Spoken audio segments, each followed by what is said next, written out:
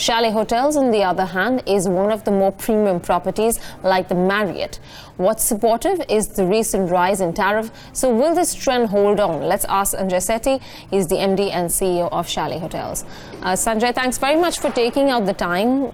Let's talk a little bit more about that, and in terms of how the increase in tariffs have actually supported the industry.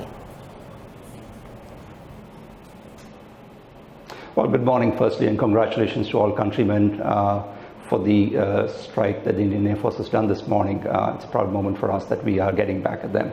To come back to the business itself, Chalet, as you know, listed the company. We listed the company a couple of weeks back now, and we've done with that process. We are now back focusing on our business, and our business strategy is very clear. It's a four-pronged strategy. One is to drive performance of the existing assets by sweating the assets through an active asset management model. Second is to develop the greenfield pipeline that we have today, which is a healthy greenfield pipeline. Third strategy for us is to look at growth through acquisition opportunities of ready or near ready hotels. And on that front, we are looking for opportunities to acquire hotels in the key cities that we'd like to be in. And finally, to make sure that we prudently deploy the capital to create shareholder value. So that's the strategy as far as we are concerned. Not much has happened since, it's not been so much time since the IPO and now. So nothing new to report except the fact that the industry trends are extremely positive. And I think we've seen very healthy growth across India for January and February. Just talk about these new formats and how they are likely to impact, the regular business. You have your bed and breakfast, you have your homestays now, which are gaining popularity. How does it all play out for a hotel chain like yours? Well, all forms of alternate accommodation is competition in some form or the other. So therefore, we do not ignore anything that comes into the market. Having said that, because we are positioned at the top end, the top tier of the segments of the industry, we are a lot more insulated than the budget and mid-segment hotels. But as I said, we look at them carefully. I also believe that whilst there are a lot of budget hotel chains and brands that have come in play, the aggregator model is closer to the online travel agent model than actually a hotel operator model. Because the ability to switch off inventory to the aggregator is pretty swift.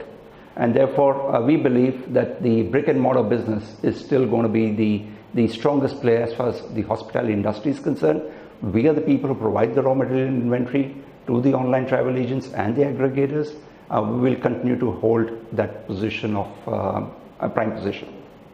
But are these a bigger threat to you, or they cater to different segments of customers, which probably you may not be catering to? I'm sorry, the audio is not too clear, so I can't hear you clearly. It's a little muffled. Could you repeat the question, please? I was asking you, with these new formats coming in, are they direct competition for you, or this is not a segment that you any which ways cater to? No, we don't. So that's what I said. We are insulated at the segment that we operate in. We being at the top tier segment, there's a huge gap between where the aggregators and the budget hotel chains are operating at. Also, you've got to keep in mind that our hotels are primarily in the deep markets of tier one business cities. And a little over 50% of our business actually comes from foreign travelers. They need the comfort of global brands for various reasons: safety, security, quality, hygiene, all of that put together. And I think from that perspective, Chalet is completely insulated from the risk of aggregators and bed and breakfast places. What is the average occupancy right now, and is it expected to increase?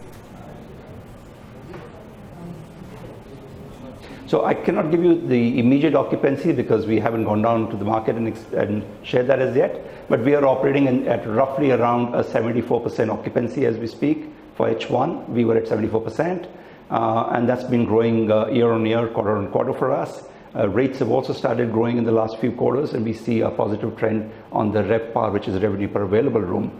And we're very confident of getting healthy growths on the top line, which will result in healthier growths on the EBITDA numbers. While you said that there's nothing much that's changed since IPO, what are the bigger plans for the upcoming year in terms of expansion, increasing the number of keys, number of properties? So, look, our greenfield pipeline today is 3 hotels, which roughly adds up to a little under 600 rooms. In addition to that, co-located where we have our hotels, we've got 2 office towers coming up, adding up to 1.1 million square foot. This itself is a strong enough pipeline. We expect to complete all of this by FY22. Some of it will come in a little earlier, and all of this will be value accretive to the performance of the company. In addition to that, what we're really excited about is the fact that the organic growth out of the existing assets is very healthy. And that's likely to continue because, as you probably know, the industry is going through an upcycle. It's likely to be a longish upcycle, driven by the favorable arbitrage that demand has over supply or new supply of hotel rooms. Because we're a brick and mortar business, it takes time for hotels to get built. We're pretty confident that we've got a longish upcycle of about anywhere between 5 to 7 years ahead of us.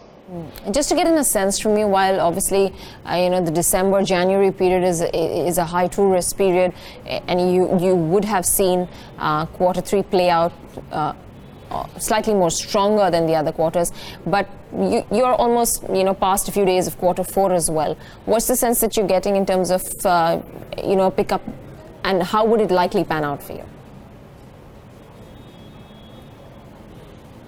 So look, if we look at our H1 numbers, we had almost double-digit growths on the EBITDA numbers.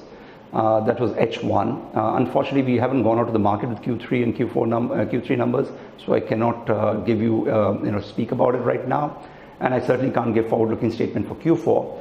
But what I'd like to say is that the growth pattern for Q4 has been in line with the growth pattern that we've seen in the previous quarters, and we expect this to be a healthy quarter.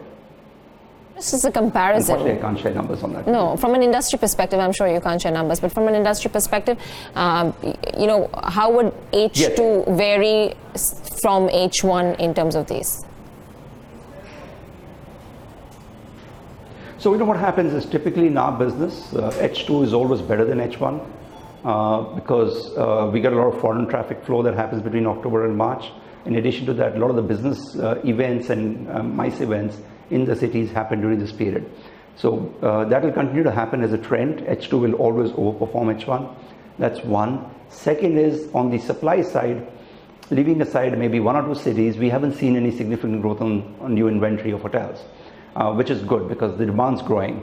And if I was to talk about the supply side growth, for example, Mumbai, which is the deepest market for us, 2/3 of our portfolio lies in Mumbai, is expected to grow from 2018 to 2022 from roughly around 12.7 thousand rooms to only 17.5 thousand rooms in the branded space. Now, over a 4-year period, that's a very muted growth in supply. With the demand growing at a very healthy pace and outpacing supply, we expect occupancies to continue to rise and also give an impetus to growth in the rate side. Sanjay, good morning, Neeraj here. Just one question. You've answered stuff about Chalet. I'm just trying to think of how do you see the industry shaping up over the course of the next 5 years? I know typically it's a very boring question, but the reason I ask this is because a couple of your peers have done some interesting things. Lemon Tree, they've done that with the KKR, that JV, to do that co-living platform. We hear about Taj getting into the homestay kind of a model as well. Do you see the revenue mix and the business model of pure play hotel companies changing from being or remaining only pure play hotels to doing a lot of other allied activities as well in the living space? So look, whilst we are not doing allied activities in the living space, we are doing activities within our portfolio on the real estate space. The thought being the following, that if you're building a hotel on a parcel of land, you're going to build as many rooms as the market can sustain. We already have the largest hotels in each of the markets that we operate in. For example, JW Marriott Sahar or the Bangalore Whitefield Marriott are the largest hotels in those cities. Now, we had a lot of land parcel there, so we didn't just stick to hotels, and we didn't kill the market by oversupplying the market with new inventory.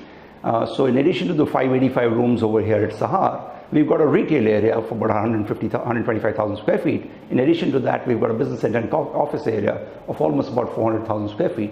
That combined together gives us an integrated complex which becomes complementary to each other. So yes, we are looking at sweating the assets by using alternate forms of real estate.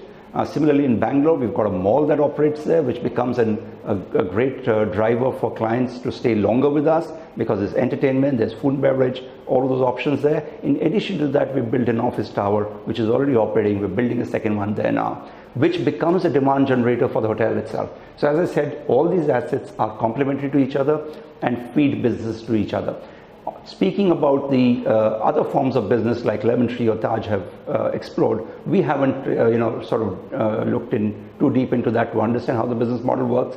We are largely a hotel owning company. We have some non-hotel assets. We believe the highest amount of returns come when you look at pure asset play as against a hybrid operating and asset play. Right. And I think it's worked for us all these years.